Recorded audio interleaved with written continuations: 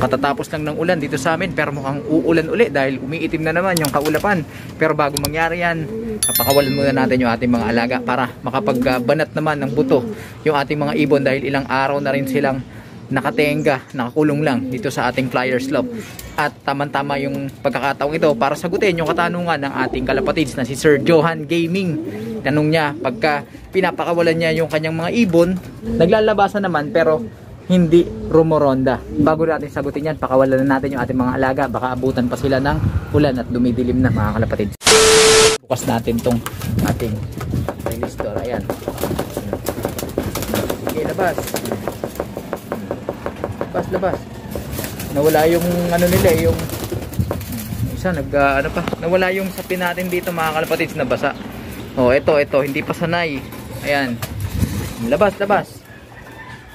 Alright. So yung isang pangronda natin naglilimlim. Kaya di na lang natin siya pipilitin. Ayun yung mga ibon natin mga kalapatids. So, ayan sila. Sana abutan sila kahit papaano ng ulan para masanay na yung ating mga alagang inihahanda.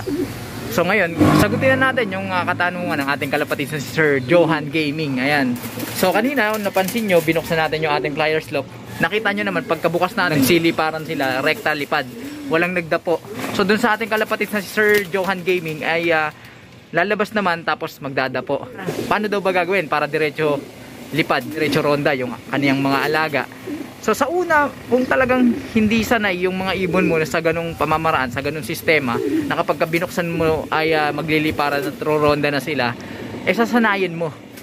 Kasi sa unang-una, hindi pa naman nila alam yung pamamaraan mo na gusto mong ipagawa sa kanila.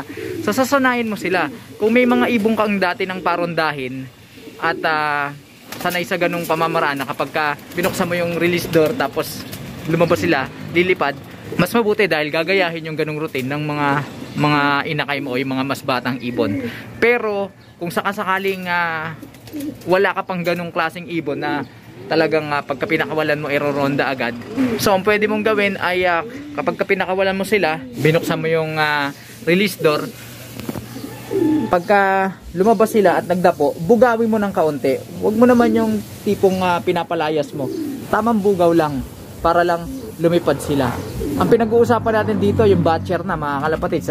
Huwag nyo ipagkamali dahil pagka may mga inakay kayo na unang beses nyo palang pinakawalan tapos binugaw nyo, naku, malaking problema yun mga kalapatids dahil baka matakot sila at mag-fly away na at hindi na makabalik pa. So yung sinasabi nating kapag pinalabas sila tapos hindi lumipad, hindi rumektang ronda na dapat bugawin, yun yung mga batcher na talagang ipon. Okay? So kapag pinalabas mo, nagdapo dyan, halimbawa kaya dyan sa bubong, sa bugawin mo, istikin mo, lagi mong gawin yon. Then ang gagawin ng mga yan, lilipad, magsisiliparan yung mga yan, and then lagi mong gagawin yon sa tuwing pakakawalan mo sila. Eventually makakasanayan na nila kapag pinakawalan natin sila, binuksan natin yung release door, ang mindset na nila ay direktang lipad na yan dahil alam nila na pagka nagdapo agad sila ay bubugawin natin sila. So makakasanayan na nila yan. Alright? At isang mahalagang paalala lang, hanggat maaari wag mong pakakawalan yung iyong mga alaga ng busog o kakapakain mo lang sa kanila, kakapatwa lang nila kasi walang ganang lumipad yan mga kalapatids. Kapag pinakawalan mo yan, halimbawa magpatuka ka, then after 30 minutes or isang oras, pinakawalan mo yung mga alaga, busog pa yung mga yan, hindi yan roronda. Mahihirapan ka pa kamo na papasukin yan sila, na mag-trap sila dahil nga busog yung mga yan. Ang tendency niyan, magdadapo yan, maggagala-gala, magliligawan. Ayan ang gagawin ng mga alaga natin. Kaya hanggat maaari, bago mo pakawalan yung hindi ka pa nagpapatuka. Kagaya yan, hindi pa tayo nagpapatuka mga kalapatids, tanghali na, mag-aalas 2 na ng hapon. So hindi pa ako nagpapatuka, pinakawalan ko yung aking mga alaga. Pagkatapos trumonda niyang mga yan, saka ako tatawagin, then patutukain para makontrol ko yung pagpasok nila dito sa ating trapdoor. Sa ganun pamamaraan, disiplinado yung ating mga ibon. Meron tayong episode na ginawa dyan tungkol sa topic na yan. Panoorin nyo na lang. Ayan, ilalagay ko sa ating thumbnail. Okay? Daming mga ibon na nagpagala-gala mga kalapatid. So ito may pula po. Mukhang naghahanap ng Mukhang dagit yata yun mga kalapatids. Ayun humihiwalay sumasama sa ibon natin. Sa atin ba yan? Parang grisel atin ba to? Baka yan yung ibon natin nung nakaraan na grisel na hindi nakauwi dun sa Bigan, Ilocos Sur. Kapag ganitong maulan, maraming mga ibon na na-stranded, lalo na yung mga young birds. Tumitigil yung mga yan, tumutukod kasi nga nag-uulan hanggang sa magugutom sila. Ayun, na maghahanap ng matutukaan. Ayun, kanina pa yan, paikot-ikot dito. Hindi nga sa atin yun, blue bar yun na medyo may pagka brown. Hintayin na lang natin tong magsibabaan tong mga tong ibon natin to. Ganado sila sa rondahan.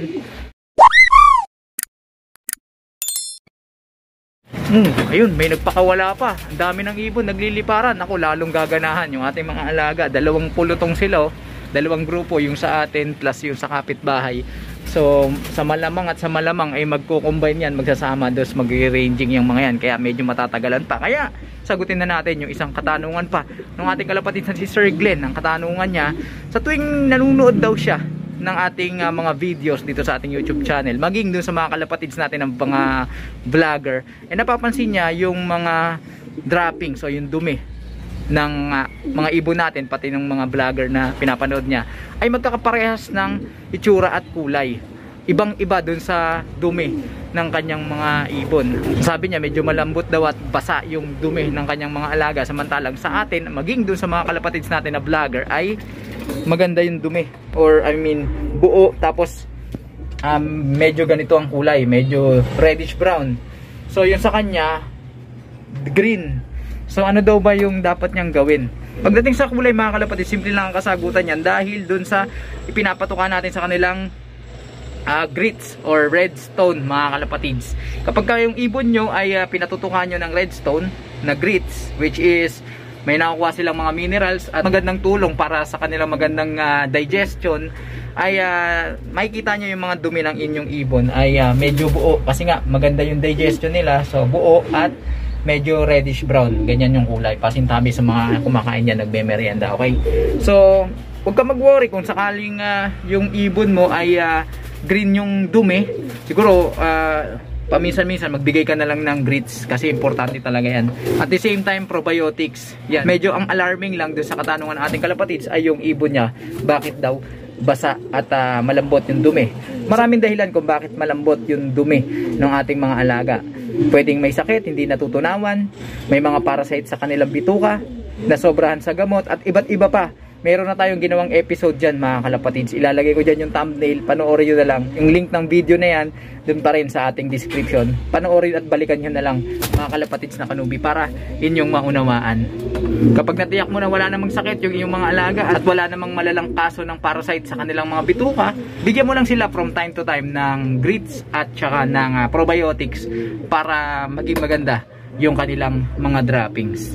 Yung pagtingin kasi sa droppings ng ating mga alaga, isa yan sa mga masasabi nating instrumento para magkaroon tayo ng idea kung ano yung kalagayan or overall health ng ating mga alagang kalapate.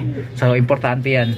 Samantala kakalanding lang at nagdapo na sa bubong natin yung ating mga alaga, kaya huwag na natin silang patagalin pa na magtatambay pa dyan sa ating sa labas ng ating kulungan. Papapasukin na natin sila dito sa ating trapdoor para mapatukan na yung ating mga ibon. Ayan na, bababaan na sila Sige, pasok na, uulan na. Mamaya mahirapan na kayong lumipad pag nahulog. Taktik. Hindi pa kasi natin to napapalitan yung ating landing platform dito sa ating pwesto ng kulungan natin na to. Lumusot yung isang ibon natin. Anyway, ayan na sila mga kalapatid. So patuka na tayo. Ayan, pasukan na yung mga yan pagka nakakita ng patuka. So ganyan lang yung ating ginagawa. Kahit gutom naman yan mga kalapatid, lilipad naman yung mga yan Sige.